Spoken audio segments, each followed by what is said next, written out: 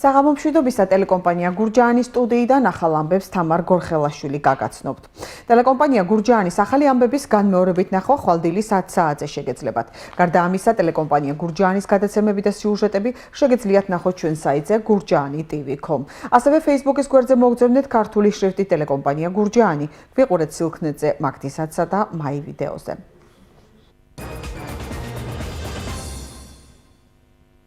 არის დასაწყისი იმ მეორე საქმეების, იმ დიდი საქმეების, რაც საკეთებელი გვაქვს და თითოეულ გურჯაანთან ერთად შევუდგებით. არჩევნების მეორე ტურში საქართველოს მასშტაბით ყველაზე მეტი ხმა დავით სონღულაშვილმა მიიღო. როგორ მოახერხა მან ორ თვეში 21,000-მდე ხმის მოპოვება და რა დაპირებები გასცა წინა საარჩევნოდ.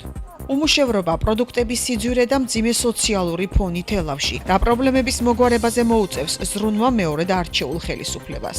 ას პენსია საკმარი, ასოციალური დახმარება, არც სამუშაოები არ არის. ვერ ვირჩენთ თავს. წამლებში და იმებში მიგდის ეს ფული. გრიპის სეზონი ახლოვდება. დაფიქსირდა თუ არა და როდის ვარაუდობენ სპეციალისტები ვირუსის გავრცელებას. გრიპის ვირუსი ჯერ არ გამოჩენილა ლაბორატორიულად, მოგესალმებით ის წალღაც ჩვენთან დეკემბერში, იანვარში ჩნდება ხოლმე. ტურისტული ინფრასტრუქტურა შუამთაში. მიმდინარეობს შენებლობა, სადაც იქნება ტურისტებისათვის ვიზიტორთა ცენტრი. თელავში ერეკლეობას 4 ნოემბრიდან იზეიმებენ. ეთერშია ტელეკომპანია გურჯაანის მთავარი საინფორმაციო გამოშვება. საპარლამენტო არჩევნების მეორე ტურში მიღებული ხმების რაოდენობით წინასწარი მონაცემებით საქართველოს მასშტაბით დავით სონღულაშვილი ლიდერობს.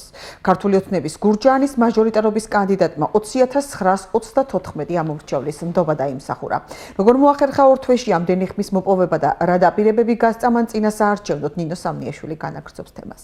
მაჟორიტარ დეპუტატს დათო სონღულაშვილს მე მაინც მინდა რომ მას წარმატებები უსურვო. ყოფილმა კონკურენტმა გამარჯვებულ კანდიდატს წარმატებული დეპუტატობა უსურვა და ხალხის გადაწყვეტილებით რაიონიც გადააბარა. ახლა დავით სონღულაშვილს მოუწევს ყველა დაპირება შეუსრულოს იმ 20,934 ადამიანს, რომელმაც ხმა მისცა, იმ 5,719 ადამიანს, რომელმაც ხმა გიორგი ღვინიაშვილს მისცა და იმ 26,765 ამომრჩეველსაც, რომელიც არჩევნებზე საერთოდ არ მივიდა. მინდა აგრეთვე მადლობა უთხრა ყველა იმ ადამიანს, ვინც მხარი არ დამიჭირა. იმიტომ რომ ჩვენ გურჯაანელებს ჯამში დასაკარგი ხალხი, დასაკარგი გურჯაანელები არ ყავს და შესაბამისად მინდა უთხრა რომ გვერდში თუ დაგვიდგებიან ამ საერთო საქმისთვის მადლობელი ვიქნები. გურჯაანში ჩვენი პარტიის მაჟორიტარობის კანდიდატად წარმოგიდგენთ დავით სონღულაშვილს. პირველად მოსახლეობამ დავით სონღულაშვილი 5 აგვისტოს გაიცნო, როდესაც პრემიერ-მინისტრმა გურჯაანის მაჟორიტარობის კანდიდატად წარადგინა. პირველი შთაბეჭდილებას და დახასიათებაც პრემიერ-მინისტრისგან მოისმინეს. განათლება აქვს მიღებული მანჩესტერის მეტროპოლიტენის უნივერსიტეტში. ამასთან გრენობლის უმაღლესი სკოლის საერთაშორისო ბიზნესის მაგისტრია. მუშაობდა წამყვან პოზიციებზე, როგორც საჯარო ასევე კერძო სექტორში. ამის შემდეგ სულ რაღაც ერთ თვეში შესძლო რაიონის მოსახლეობისთვის თავის გაცნობა და მთავარი მესიჯების მიტანა. ამ შეხვედრების შედეგი კი 8 ოქტომბერს საპარლამენტო არჩევნების პირველ ტურში გამოჩნდა. მან რეიტინგით რაიონში ყველასათვის ცნობილ მაჟორიტარ დეპუტატს გიორგი ღვინიაშვილს გაუსწრო. 13,000-ზე მეტი ადამიანის მხარდაჭერა მოიპოვა და 43,91% დააგროვა. 8 ოქტომბრიდან 30 ოქტომბრამდე კი მოახერხა, რომ მისი მხარდამჭერთა რაოდენობა გაორმაგებულიყო. 78,54% მთელი საქართველოს მასშტაბით მეორე ტურში ყველაზე მეტი ხმა დავით სონღულაშვილმა დააგროვა. ეს არის დასაწყისი იმ მეორე საქმეების, იმ დიდი საქმეების, რაც საკეთებელი გვაქვს და თითოეულ გურჯაანთან ერთად შევუდგებით უკვე ამ საქმეების კეთებას. კეთილდღეობა აღარ იქნება პრივილეგია და შეაღწევს თითოეული ფეგანის ოჯახში. რაც შეეხება დაპირებებს, მთავარი სლოგანი, რომ კეთილდღეობას რაიონის ყველა ოჯახი იგრძნობს, ალბათ 4 წელში ეს ყველაზე ძნელად შესრულებადია. სანამ კი კეთილდღეობა ყველა ოჯახში შევა, ბევრი სხვა დაპირებაა შესასრულებელი. დავით სონღულაშვილი მოსახლეობას დაპირდა, რომ გამარჯვების შემდეგ არ დაიკარგება და მოსახლეობასთან შეხვედრებს და მათი პრობლემების მოსმენას ისევ აქტიურად განაგრძობს, როგორც წინა საარჩევნო კამპანიისას. აუცილებლად ვიქნები შუამავალი თქვენსა და ხელისუფლებას შორის და ნებისმიერ იმ პრობლემას, რა პრობლემებიც დგას, მივიტან აუცილებლად იქ, სადაც უნდა გადაწყდეს. დავით სონღულაშვილის დაპირებით გურჯაანი ტურისტული ზონა გახდება და ის პოტენციალი, რაც რაიონს გააჩნია, აუცილებლად იქნება გამოყენებული. ფერმერებს ატმის და ყურძნის რეალიზაციის პრობლემის მოგვარებას სამაცივრე მეურნეობის განვითარებით შეპირდა. აუცილებელია სამაცივრე მეურნეობის განვითარება, რომელიც შესაბამისად ამ პრობლემას გადაწყვეტს, რომ დღეს თუ მეატამი არ გავყიდე, შეიძლება ხვალ გამიფუჭდეს. ახალი ინოვაციური პროექტების განხორციელებით გეგმავს რაიონში სამუშაო ადგილების შექმნას და უმუშევრობის პრობლემის მოგვარებას, ასევე პროფესიული სასწავლებლების განვითარებით ახალგაზრდების დასაქმებას. მისივე ინიციატივით გურჯაანში ტექნოპარკი აშენდება.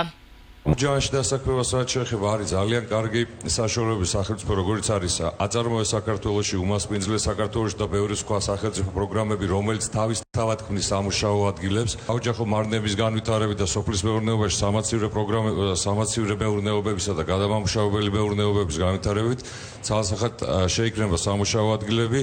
რაც შეეხება სასმელი წყლის, გზის და სხვა ინფრასტრუქტურული პრობლემების მოგვარებას, დავით სონღულაშვილი მოსახლეობას დაპირდა, რომ ნელ-ნელა შეეცდება ყველა ეს პრობლემა ადგილობრივი ხელისუფლებისა და მოსახლეობის დახმარებით ერთად გადაჭრას. სახლი გაქვს, სახლიდან მეწელი აშენებს. დავით სონღულაშვილი მოსახლეობას მოხსნილი სოციალური დახმარებების გადახედვასაც დაპირდა. აუცილებლად გადაეხედება თითოეულ იმ გადაწყვეტილებას, რომელთაც მიღებული იქნა დახმარების მოხსნა. 79%-ით გურჯაანის მაჟორიტარი დეპუტატი დავით სონღულაშვილი გახდა. მართალია ოფიციალურად ჯერ პარლამენტის წევრი არ არის, მაგრამ ამომრჩეველი მისგან დაპირებების შესრულებას უკვე გამარჯვების დღიდან მოელის. ჩვენ ტელეკომპანია გურჯაანიც აქტიურად მივადევნებთ თვალს მის შემდგომ საქმიანობას. ქართულმა ოცნებამ სააგიტაციო მასალისაგან ქალაქის გაწმენდა დაიწყო. როგორც პარტიის წარმომადგენლება განაცხადეს, ახალგაზრდული ფრთა პლაკატებს სოფლებშიც ჩამოხსნის. საარჩევნო კოდექსის თანახმად შესაბამისი საარჩევნო სუბიექტი ვალდებული არჩევნების საბოლოო შედეგების ოფიციალურად გამოქვეყნებიდან სააგიტაციო მასალის ჩამოხსნა 15 დღის ვადაში უზრუნველყოს. წინააღმდეგ შემთხვევაში მას საქართველოს კანონმდებლობით გათვალისწინებული პასუხისმგებლობა დაეკისრება. ქართულმა ოცნებამ როგორც წესი და კანონით არის გათვალისწინებული დაიწყო უკვე თავის სააგიტაციო მასალის ჩამოხსნა. ჩვენ ვზრუნავთ გარემოზე, რადგან მიგვაჩნია რომ უკვე არჩევნების შემდგომ ეს მასალა არის ზედმეტი. შესაბამისად ჩვენ უკვე აქტიურად დავიწყეთ დღეიდან და ამდენიმე დღეში უკვე დასრულდება ეს პროცესი, როგორც ქალაქში მიმდინარეობს, ასევე სოფლებშიც მიმდინარეობს ეს სამუშაო. უმუშევრობა, პროდუქტების სიძვირე და მძიმე სოციალური ფონი თელავში იმ პრობლემებზე საუბრობენ, რომელთა მოგვარებაზეც ზრუნვა ხელისუფლებას მომდევნო 4 წლის განმავლობაში მოუწევს. გამოკითხული რესპონდენტების ნაწილი კი არსებული პირობებით კმაყოფილია და უკეთესი მომავლის იმედი აქვს. ვრცლად თემაზე გიორგი ბაღანაშვილის სიუჟეტი. მე დღევანდელი ცხოვრება ძალიან კარგად მოვწონს. ამ რესპონდენტის მსგავსად თელავში გამოკითხულთა ნაწილი დღევანდელი ცხოვრებით კმაყოფილია და მოსწონს კიდეც. აქ ამბობენ, რომ მათ მნიშვნელოვანი პრობლემები არ აწუხებთ. რესპონდენტები იმედოვნებენ, რომ იმ საკითხებს, რომლებიც მოუგვარებელია, ხელისუფლება ეტაპობრივად მიხედავს. არავითარი შეგცული არ არის. კმაყოფილი ვარ ამ მთავრობის. საჭმელი ვარ, სასმელი ვარ.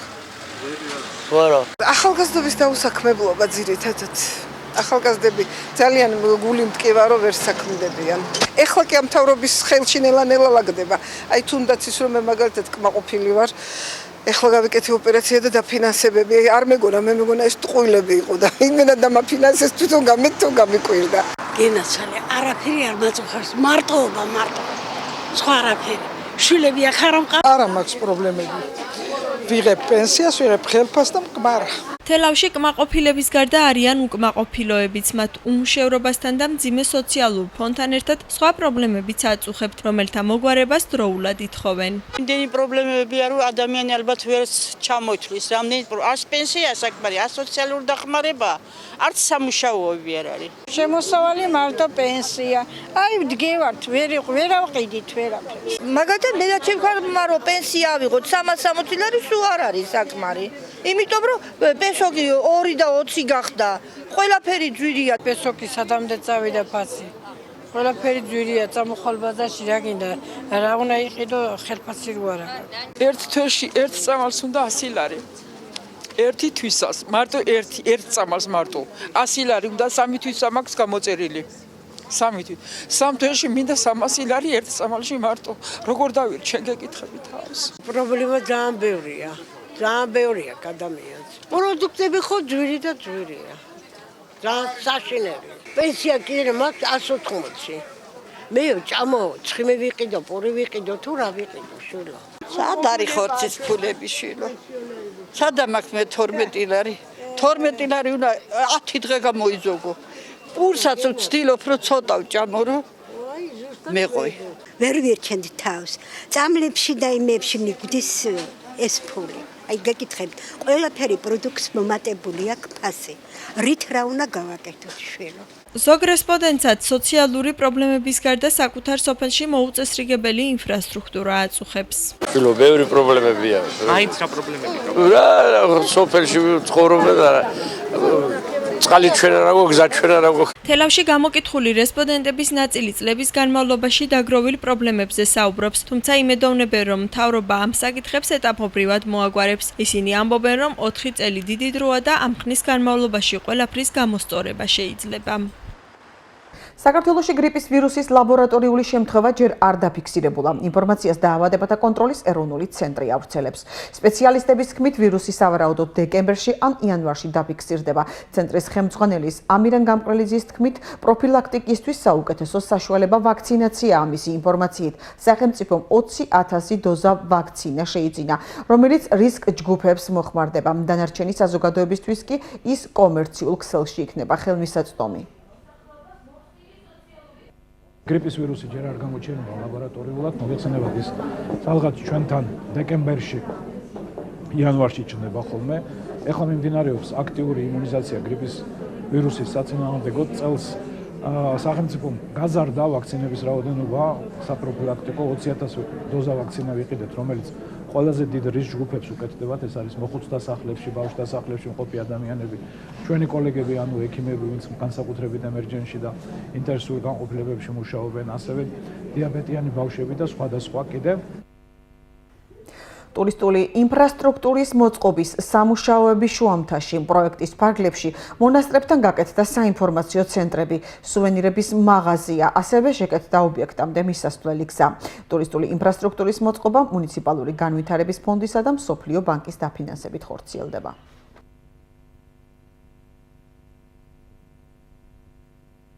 დინარევს შენებლობა, სადაც იქნება ტურისტებისათვის ვიზიტორთა ცენტრი, იქნება თანამედროვე ცივილიური პავილიონები, სადაც გაიყიდება სხვადასხვა სუვენირები, ამავდროულად მოეწყობა სველი წერტილები.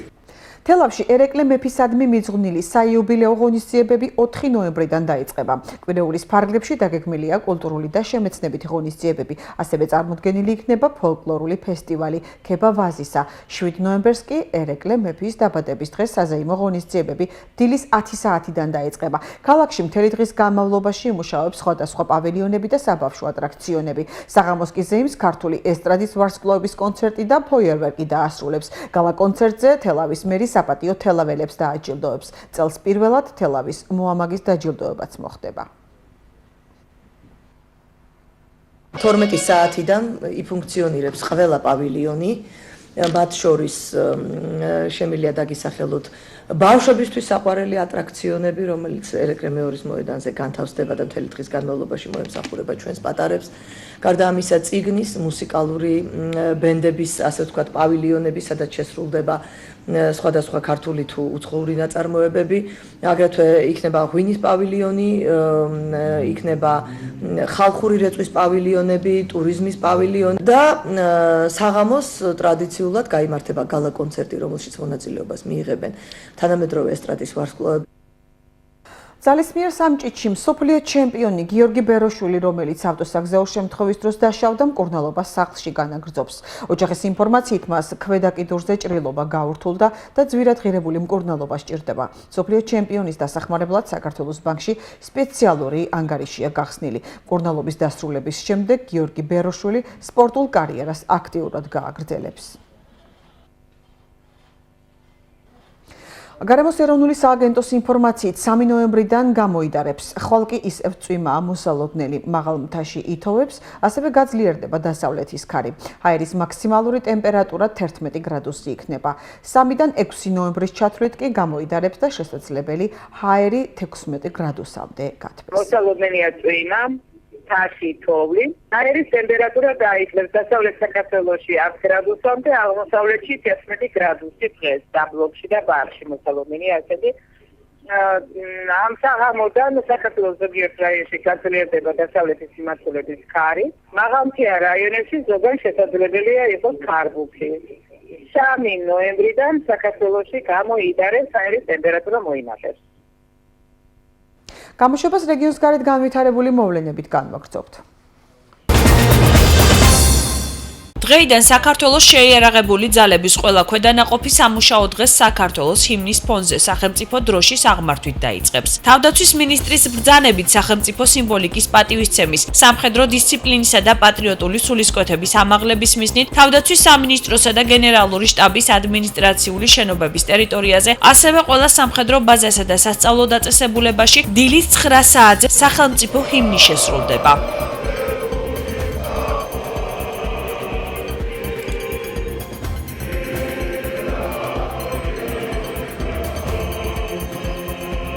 ჩვენ მივესალმებით მინისტრის ამ გადაწყვეტილებას, რაც გამოიხატება ყოველ დილით დღის დასაწყისში მთელი საქართველოს შეიარაღებული ძალების მასშტაბით სამსახურის ჰიმნით დაწყებას. ჰიმნი ყველა ჯარისკაცისთვის ძალიან მნიშვნელოვანი ატრიბუტია და ის ამაღლებს პატრიოტულ გრძნობას, რაც დადებითად აისახება ყველა ჯარისკაცის საბრძოლო სულისკვეთებაზე, რაც დამატებით мотивაციას ქმნის თითოეული ჩვენთაგანი ღირსეულად მომსახუროთ ჩვენს ქვეყანას. შინაგან საქმეთა სამინისტროს ცენტრალური კრიმინალური პოლიციის დეპარტამენტის თანამშრომლებმა კავებულების პირადი ჩხრეკისას ახალი ფსიქოაქტიური ნივთიერება და 10 აბი ემდემა ამოიღეს. პირადი ჩხრეკისას ახალი ფსიქოაქტიური ნივთიერება და 10 აბი ემდემა ამოიღეთ. ასევე ამოვიღეთ სარეალიზაციოდ გამზადებული ახალი ფსიქოაქტიური ნივთიერება. გამოძიება ჯგუფის მიერ ახალი ფსიქოაქტიური ნივთიერების უკანონო შეძენა, შენახვისა და გასაღების მცდელობის ფაქტზე მიმდინარეობს. მოსწავლეთა 80%-მა ყოველდღიური მოწევა 13 წლის ასაკში დაიწყო. 60% აცხადებს, რომ სიგარეტის შოვნა საკმაოდ ადვილია. 25% დათვრა უკანასკნელი 12 თვის განმავლობაში. ყველაზე მოხმარებადი სასმელი კი მოსწავლეებში ღვინო და ლუდია. კვლევა დაავადებათა კონტროლის ეროვნულმა ცენტრმა 2015 წლის ნოემბერში ჩაატარა. ვეხსენებათ ეს პრობლემა, თამბაქოს მოხმარება, ალკოჰოლის მოხმარება, ნარკოტიკების მოხმარება, ეს არის უზარმაზარი გამოწვევა, არა მოზრდილი მოსახლეობის მარტო, არამედ სამწუხაროდ ეს ტენდენციები ჩნდება უკვე სკოლის ასაკში. და ციფრები არც თუ სახარბიელოა, რაც მოვაკეთეთ. ანუ უფროს კლასებში საკმაოდ მაღალია ჩვენთან, როგორც თამბაქოს მოხმარება, განსაკუთრებით ბიჭებში და ასევე არც მცირე გოგონებში, ანუ ბოლო წლის განმავლობაში აღნიშნავენ, რომ ან საერთოდ დაახლოებით 30% გოგონებისა გამოკითხულების თამბაქო კასინჯული აქვს და თქვათ მწვერვალთა რაოდენობა ამ კლასებში, უფროს კლასებში უკვე ჩამოყალიბებული მწვერვალთა რაოდენობა სადღაც 10-12%-ის პარგლებში მერყეობს, რაც მოგეცნობათ, რომ არ არის მისასალმებელი და განსაკუთრებით ასევე მცირე, მაგრამ მაინც ნარკოტიკებზე განსაკუთრებით ხაშიშზე და მარიხუანას მოწევასთან დაკავშირებით ციფრები არასახარბიელოა. ასეთი კვლევები ძალიან მნიშვნელოვანია ტენდენციების განსაზღვრისთვის, მომავალი აქტივობების დაგეგმვისთვის, განსაკუთრებით მნიშვნელოვანია თავისუფალი დროის მენეჯმენტის თვალსაზრისით. მოგეხსენებათ, სამოქალაქო ცნობიერების განვითარება ძალიან დიდი დრო ეთმობა და ჩვენ ერთ-ერთ პრიორიტეტად განსაზღვრეთ სწორედ ეს მიმართულება და შესაბამისად კვლევის მონაცემებზე დაყრდნობით განისაზღვრება ახალი პროგრამები, ახალი პროექტები, რომლებიც სკოლებში იმუშავებენ. გამოშვებას უცხოეთის ახალი ამბებით განვაგრძობთ. იტალიაში მომხდარი მიწისძვრის შემდეგ 15,000-ზე მეტი ადამიანი კვლავ უსახლკაროდ რჩება და ამჟამად დროებით ცენტრებში იმყოფებიან. იტალიის პრემიერ-მინისტრის მატეო რენცის განცხადებით, სტიქიით დაზარალებულ რეგიონებში აღდგენითი სამუშაოები უახლოეს მომავალში დაიწყება. დასავლური მედიის ცნობით, მიწისძვრის შედეგად მნიშვნელოვნად დაზიანდა კულტურული მემკვიდრეობის ძეგლებიც. 6.6 მაგნიტუდის მიწისძვრა იტალიის ცენტრალურ ნაწილში 30 ოქტომბერს მოხდა. სტიქიის შედეგად რამდენიმე ათეულმა ადამიანმა სხვადასხვა სიმძიმის ტრავმა მიიღო. ბოლო სოციოლოგიური გამოკითხვების თანახმად ჰილარი კლინტონი მთავარ მეტოქე დონალდ ტრამპს 5%-ით უსწრებს. ასეთ მონაცემებს აქვეყნებს Reuters, Ipsos-ი 26-30 ოქტომბერს ჩატარებული გამოკითხვის თანახმად. კლინტონისთვის ხმის მისაცემად რესპონდენტების 44%, ტრამპისთვის კი 39% არის მზად. მანამდე გამოქვეყნებული გამოკითხვების თანახმად ჰილარი კლინტონსა და დონალდ ტრამპს შორის სხვაობა 2.5%-ში ადგენს. ამერიკის შეერთებულ შტატებში საპრეზიდენტო არჩევნები 8 ნოემბერს გაიმართება. ახლა კი საინტერესო ამბები, რომელიც პალიტრა TV-მ გაავრცელა.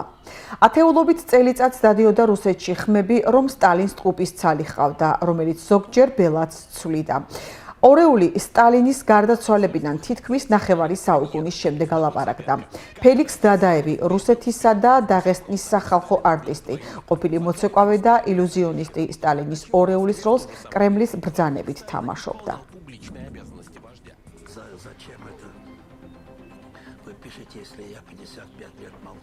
საკე იაპონური ბრინჯის ღვინის ისტორია შორეული წარსულიდან მომდინარეობს. ჯერ კიდევ 2000 წლის წინ იაპონელები მას გამოიყენებდნენ ღმერთებისადმი მსხვერპლშეწირვის დროს. ძველ იაპონიაში საკე მზადდებოდა იმპერატორის სასახლის კარზე და სინტოისტური ტაძრის მარნებში. ეს სასმელი წარმოადგენდა სხვადასხვა რელიგიური დღესასწაულის აუცილებელ კომპონენტს. უკვე მე-12 საუკუნეში სოფლებშიც აითვისეს ეს მისი წარმოება და საკე იქცა იაპონური კულტურის განუყოფელ ნაწილად. მართალია იაპონიაში უცხოეთიდან შემოსულმა და თანდათანობით დამკვიდრებულმა სასმელებმა განსაკუთრებით ლუდმა და ვისკიმ შეავიწროვა ეროვნული საკე, მაგრამ მას მაინც არ დაუკარგავს თავისი ძველი მნიშვნელობა. ნაციონალური ხელოვნების გამოფენები, დღესასწაულები და სხვა საზეიმო. ახლა კი დღის სხვა ამბები. ვიცოცხლოთ ახალი სოციალური პროექტია, რომელიც მიზანმიმართულია დაეხმაროს ყველა იმ ადამიანს, ვინც გასაჭირში იმყოფება ან ახლობლები დაკარგეს. რუსულ შოუ Voice-ში კლიპის პრემიერა შედგა, რომელშიც მონაწილეობა 28 არტისტმა, მათ შორის ქეთა თოფურიამ მიიღო. სიმღერის ავტორი იგორ მატვიენკოა. Как можно отнять мать у ребенка, которому საფრანგეთის სარაგბო ჩემპიონატის მე-9 ტურში ისევ გამოიჩინეს თავი ქართველებმა მორაგბეებმა. ყოველდღიურმა ფრანგულმა სარაგბო გაზეთმა მიდი ოლიმპიკმა ტურის სიმბოლურ ნაკრებში ტულონისა და საქართველოს ნაკრების შერკინების ბურჯი ლევან ჩილაჩავა შეიყვანა. ტოპ 14-ის ბოლო ტურში ტულონელებმა შინ მიიღეს გრენობლი და დამაჯერებლად დაამარცხეს 42-12. ამ მატჩში ლელო 36 წუთზე მამუკა გორგოძემ მიითვალა. ახლა კი ვნახოთ როგორი ამინდი იქნება ხვალ.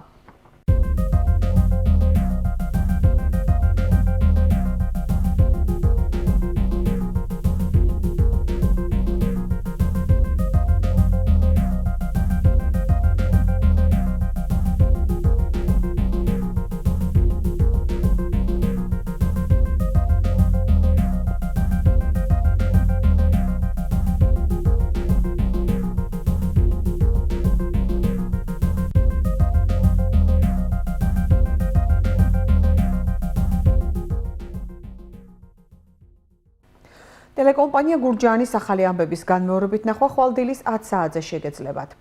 გარდა ამისა, ტელეკომპანია გურჯაანის გადაცემები და სიუჟეტები შეგიძლიათ ნახოთ ჩვენ საიტზე gurjani.tv.com. ასევე Facebook-ის გვერდზე მოგძებნეთ ქართული შრიფტით ტელეკომპანია გურჯაანი. გვიყურეთ სილქნეტზე, მაგთისაცსა და მაი ვიდეოზე. ჩვენი გამოშვება ამით დასრულდა, კარგად ბრძანდებოდეთ.